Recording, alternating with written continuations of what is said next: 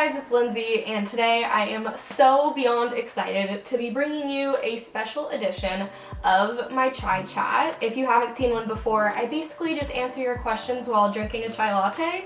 I hope you have one as well. If not, feel free to pause and get one for yourself. But today it's going to be extra special because it is International Women's Day and 95% of my audience is girls. I identify as a girl. I love girls in my life. Female energy is so empowering and important to me, and I actually had the amazing experience of speaking at GemFest this past weekend, which is a girls empowerment movement event for middle school girls. And it truly was such an eye-opening experience because I didn't have social media when I was in middle school, and hearing them talk about social media and like the way that it affects them and societal pressure and stuff like that. So I just wanted to kind of carry that wave of good feelings onto my channel. I'm going to get onto your questions that you sent via Instagram, and I'm gonna split this video into 3 sections. That way you guys can like skip ahead to a different section if you don't want to hear about something, or if you want to skip over. I'm also wearing a fuzzy pink scrunchie and I have sparkly pink nails right now. This is all something I never really was into growing up. I felt like it was more cool to wear like all black, but as I've gotten older, I love embracing stereotypical femininity. So the first question is how to stop comparing yourself to others. This, I feel, is a super commonly asked question, something I hear about a lot, something I talked a lot about this weekend. With social media, it's really easy to compare yourself to others because everyone's Instagram is basically a highlight reel of their life. I try to be pretty transparent with like my own ups and downs, but again, like that's difficult.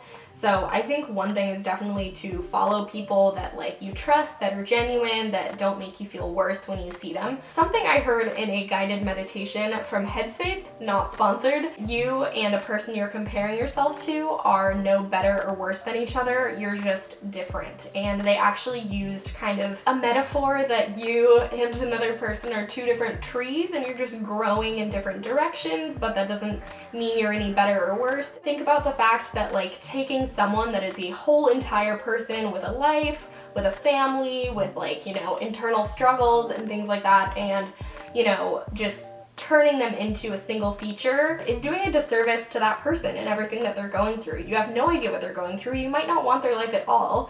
And, you're doing a disservice to yourself as well because you could be going through different things. And yeah, so that's just kind of a couple different ways that I like to think of it myself that I find pretty helpful because everyone compares themselves to other people online. How to start wearing what I want to wear with confidence. I get this question a lot because I think because I wear bright colors and, fun things, people think that I have a lot of confidence, but I definitely think it took years of trying things that were a little bit outside of my comfort zone and just getting more comfortable piece by piece.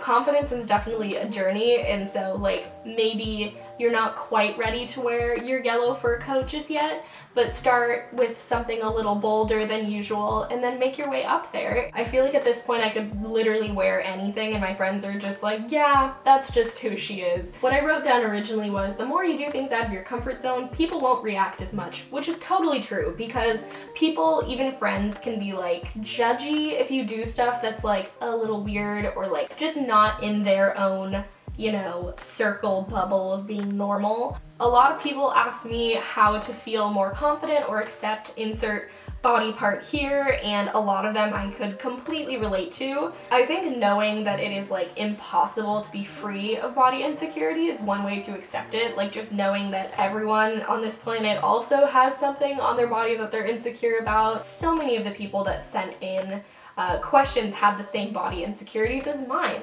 I think it's pretty common to feel insecure about your stomach if you don't have rock hard abs, which who has time to build rock hard abs? I don't know. One tip of mine is to stop negative self-talk about your body. Everyone is their worst critic, and I'm sure something that you maybe don't like about yourself, other people in your life are super jealous of. Second, I find that wearing outfits and clothing that make me really happy and excited about the individual clothing pieces makes me feel more confident because it's not about your body. And if that doesn't work, remind yourself of what your body does for you. It keeps you alive, your white blood cells keep you from getting sick. At the end of the day, this body is temporary and it just is keeping you going from point A to point B. What to do when you're undecided about your future job/career? Well, funny you ask that as a college senior here with no plans 6 months out from now. It's super normal. Everyone I know is in crisis about this.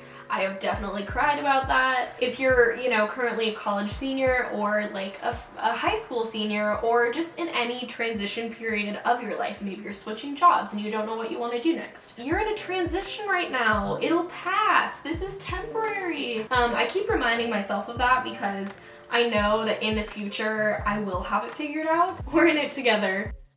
A lot of you guys asked me to talk about toxic friendships, if I've ever had to go through like a friendship breakup or just like losing friends in general. I have, and it's really hard because no one really tells you like friendship breakup advice. And it can be really hard to face the reality of it because maybe you really had great times in the past, or you just wish that they were different than they are. In my experience, if I'm giving a lot more to a friend than they are giving back to me, I just kind of force myself to maybe stop reaching out as much and like limit the amount of effort I put in, which is really hard because, I definitely am like an all or nothing kind of friend. My card cut out, but basically, yeah, just lower your expectations if they keep letting you down, and if you have to cut them out or just slowly stop talking to them, you have to do what is best for you, and ultimately being with friends that care a lot about you, that you also care about, is definitely healthier. I keep burping, I'm definitely editing all of those out, but I had to say it. Next topic of discussion, periods. I don't think I've ever talked about periods online, but I am a girl and I have had my period. I'm 21. So many of you guys asked me about birth control, just to talk about my experience with it, would I recommend it, what have I personally experienced, because birth control, as you know, is super, super different for everyone that takes it because everyone has a different, balance of hormones, everyone's body is different. I am on birth control. I am on it's pretty much the classic, like, low estrogen, take it once a day at the same time every day, hormonal birth control. The only side effect I noticed was in the beginning when I would take it, it made me kind of nauseous, but then I just switched the time of day that I took it and that completely stopped. It also definitely reduced the hormonal acne that I would get around like my time of the month. But then with time it also completely stopped my period, which can happen to some women, just literally not getting a period. So yeah, that's something that can happen to you. The story of me getting birth control is funny now, but at the time it was really traumatic. I basically had an ovarian cyst rupture when I was at the mall, and I had like the worst cramps of my entire life, and it just kept getting worse, and then like I passed out outside of Free People and had to be wheelchaired out of the mall. All of that has subsided and I'm very grateful for that. Would highly recommend going to a gynecologist just in case maybe you could have a cyst rupture at the mall. No one really wants that to happen. Shout out to my roommates for being there for me during that, and my mom picking me up from the mall. This is actually the perfect time to tell you guys that this video is sponsored by Simple Health, which basically makes women's healthcare a lot easier, makes birth control more accessible for women.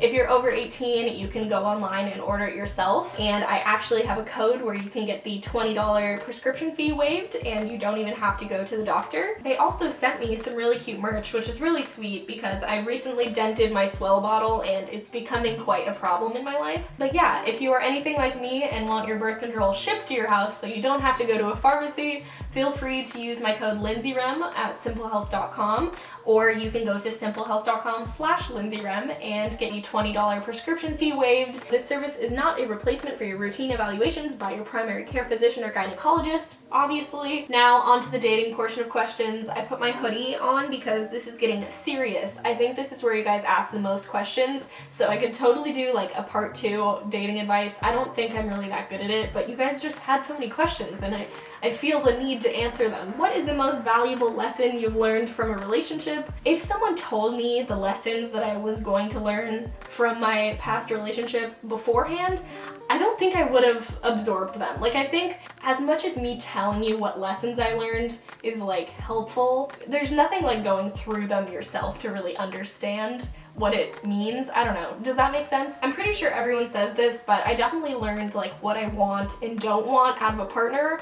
It's really hard for some reason to know that before having your first relationship. You're just like, okay, this is what being in a relationship is like. You don't know what could be better or worse, you know? I also definitely learned like how to be good at communication, because I definitely just like avoided it like it didn't exist before, and that doesn't work at all. How to get over someone you were never with, slash how to get over someone that ghosted you. I think this is like the most common experience, shared experience that people of our age can relate to, because so many people will like be talking and like hooking up for months, but there's no title. So like when it breaks up, it's like, what do you even call that? I would say that it's just like any other heartbreak, whether what you had a title or not. Give yourself time, block that person, do all the things that you would do with like a normal heartbreak, just maybe on like a lesser level, but definitely like accept the fact that you're hurting and that it hurt your feelings and that that's valid. You don't need the relationship to have like a title or like even a set amount of time for it to affect you. Like, allow yourself to feel those feelings and talk it out with your friends. Some general heartbreak tips, because a lot of you guys asked me this.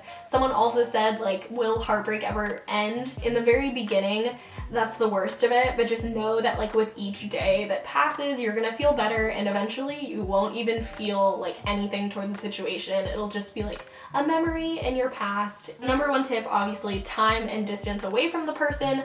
Number two tip, I always say unfollow them, but now that muting exists, it's the same thing. So just like mute them on Instagram, even mute their friends if you need to. Remind yourself of all the things you love and who you are independent of your past relationship. Your relationship is a part of your life, but like you have hobbies, you have interests, you have friends, you have other things. So just invest deeply in those things and you'll kind of forget about like the part of your life that isn't there anymore. I got a surprising amount of questions about how to be independent while in a relationship. I would definitely consider myself a super independent person, and I'm also in a relationship.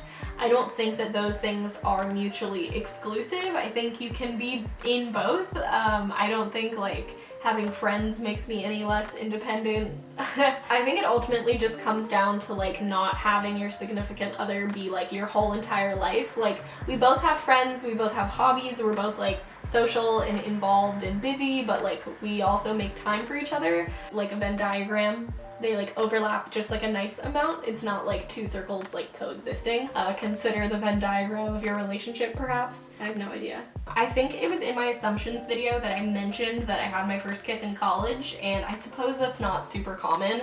So a lot of people sent me questions about like being a late bloomer and how that made me feel. I was like nervous about it, but it didn't really necessarily make me that insecure because I never really cared that much. I don't know, it just never really happened. Like, no one was really ever around or interested, and I was really busy. I was like all I did was YouTube in high school. So yeah, it's so common. It'll happen whenever it does.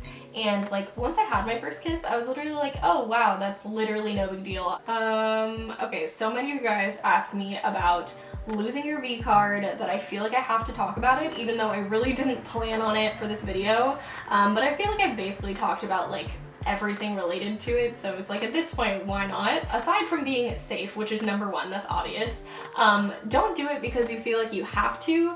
Do it because you want to. I know a lot of you guys talked about like societal pressure and your questions, or like someone was maybe pressuring you into it. Being with someone that respects your boundaries, like express like your thoughts, concerns, feelings beforehand. If you feel like you can't do that, or if you feel like you're like not comfortable or not respected, maybe it's not the right person or not the right time. These are all just my personal experiences and thoughts on the thing. Some people said that they felt like judged for wanting to wait till marriage. You know, it's your choice. You literally don't have to do anything whenever you don't want to. So that is everything for today's chai chat. Thank you guys so much for sending in your questions. I really, really appreciate it, and I hope we can do another one of these little chats again. Thank you to the sponsor of this video, Simple Health. If you guys want your $20 prescription fee waived, you can go to simplehealth.com/lindseyrem or just type in lindseyrem at checkout. Please be sure to give this a thumbs up if you enjoyed it, and if you want to see more, feel free to subscribe or click that notification bell. Thank you guys so much for watching, and I will see you all with a new video very soon. Bye guys!